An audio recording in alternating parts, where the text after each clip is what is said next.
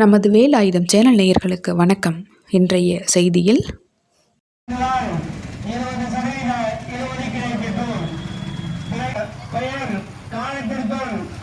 எடப்பாடி பழனிசாமிக்கு சென்றிருக்கும் என்ற சில தடவைகளை மட்டும் எடுத்து இந்த 10.5% இடஒதுக்கீடு மனம் இருந்தால் இந்நேரம் வழங்கியிருக்கலாம். அரசுக்கு மனம் இல்லை. மீண்டும் போராட்டத்தில் துறைத்துள்ளார்கள். சில சுயநலவாதிகள் அரசை மட்டும் துறை சொல்லி புண்ணியமில்லை அப்படின்ட்டு சட்டமன்றத்தை வருஷத்துல 18 நாளை நடத்தி கொடுத்த ஒரு ஊழல் மிகுந்த கட்சியாக வன்னிய மக்கள் இந்த தமிழ்நாட்டு மக்கள் தொகையில் 3 கோடி பேர் இருந்து கொண்டுதான் இருக்கிறார். தற்பொழுதும் இன்று கருத்தூர் ஐயா நேரடியாக களத்தில் இன்று இந்த 10.5 விழுக்காடு வாங்குவதற்கு வன்னியர்களின் போராட்டம் கொடுக்கிறே வன்னியர்களுக்கு இடஒதுக்கீடை கொடுக்கிறது. வன்னிய நோக்கி இருக்கிறா வன்னியர் என்றால் கலக்குது. வன்னிய நோக்கி இருக்கிறா மானம் எங்கள் உயிரோடு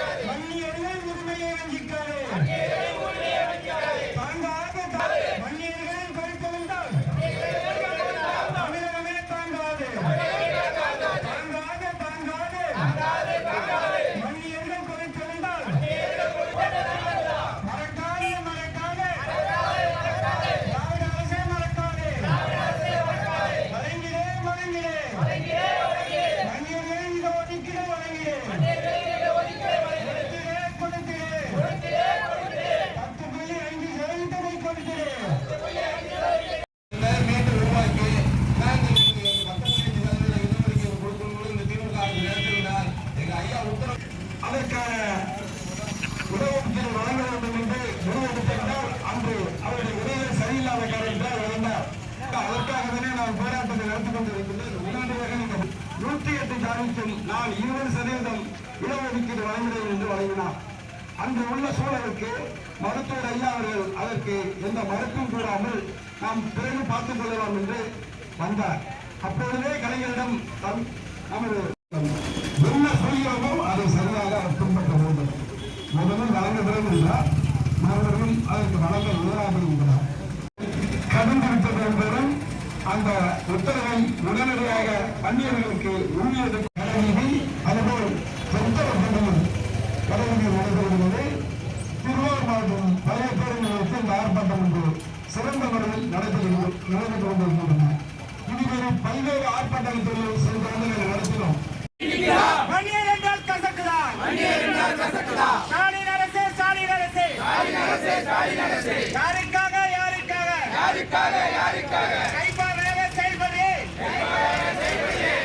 யாரை திருப்திப்படுத்த வன்னியர்களை வஞ்சிக்கிறாய். 3 கோடி வன்னியர்களை இடஒதுக்கீடை வழங்கிறேன். காவலர் மருத்துவர் ஐயா அவர்கள் போராடி வருகிறார்.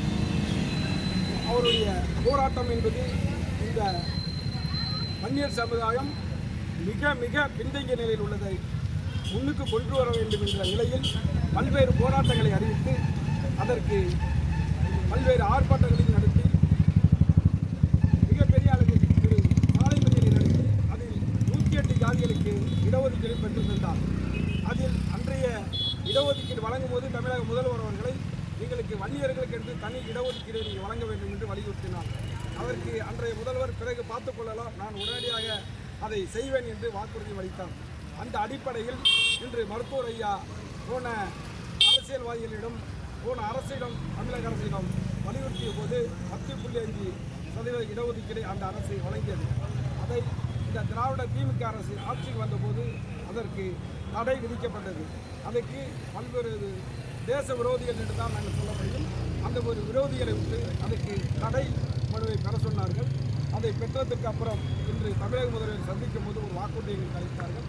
உடனடியாக வன்னியர்களுக்கு நான் 10.5% இடஒதுக்கீடு கூடுதலாகவே நான் அதை வழங்குவேன் என்று ஒரு வாக்குறுதியும் பாட்டாளி மக்கள் கட்சியினுடைய மாநில தலைவர் மரியாதைக்குரிய அண்ணன் அன்புமணி ராகுதாஸ் அவர்களிடம் அந்த குழுக்களிடம் வாக்குறுதி அளித்தார். ஆனால் இன்று அவர் கொடுக்கிற வாக்குறுதி என்னவென்றால், என்னால் வன்னியர்களுக்கு இடஒதுக்கீடு வழங்க முடியாது என்று ஒரு அச்சுறுத்தமான செயல்களை சொல்கிறார். இதை ஏற்க முடியாமல் நாங்கள் அன்றே வழக்கு தொடர்ந்ததற்கு காரணமாக உயர்நீதிமன்றம் ஒரு அறிவிப்பையும் அறிவித்தது. உடனடியாக வன்னியர்களுக்கு உள்ஒதுக்கீடை 10.5 தமிழக அரசை வழங்கலாம் என்று ஒரு உத்தரவும் வழங்கப்பட்டது. அந்த உத்தரவு வழங்கப்பட்டு இன்றுடன் 1000 நாளையும் கடந்துவிட்டது. ஆட்சி நடத்துகிறதா, ஆட்சி தூங்கி கொண்டு இருக்கிறதா என்று தமிழக மக்களை நீங்கள் தான் சற்று சிந்தித்து பார்க்க வேண்டும் என்றதையும் இந்த சமயத்தில் கூறிக்கொண்டு உங்களிடமிருந்து விடைபெறுகின்ற நன்றி, வணக்கம். நமது வேல் ஆயுதம் சேனலை தாங்கள் அனைவரும் சப்ஸ்கிரைப் செய்திட வேண்டுகிறோம். நன்றி.